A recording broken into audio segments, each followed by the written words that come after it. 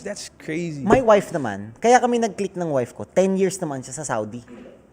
10 years siya sa Saudi. Bro, I stayed 5 months to 6 months, naging fluent na ako. Pero I stayed 3 years there. Okay. And then I came back. And then I go there na lang, visitation, once a year, ganun na lang. So, Kaya mo pa rin. oo, up to now, fluent ako, 100%. Reading, writing, Wow. lahat. Hindi ko na makakalimutan yun. Lahat, anything. Alam mo, gusto ko ma-experience yan, tol, sa totoo lang, yung maka-unlock ng bagong language. Kasi iniisip ko, let's say, punta ka ng China. Tapos naiintindihan mo lahat nung nasa signages. Tapos naiintindihan mo yung kwentuhan ng mga tao. Di ba parang bago siyang planet Earth sa'yo? Di ba? Parang Chinese, ganun. gusto kong matutunan. Yun, Chinese. So, ganun ba yung feeling pag alam mo yung Arabic? Oo. Di ba parang isa siyang bagong planet Earth? Yes. Pero Iba. nung hindi, even yun yung gusto ko jokes, maramdaman eh. even yung jokes, pare. Ang galing.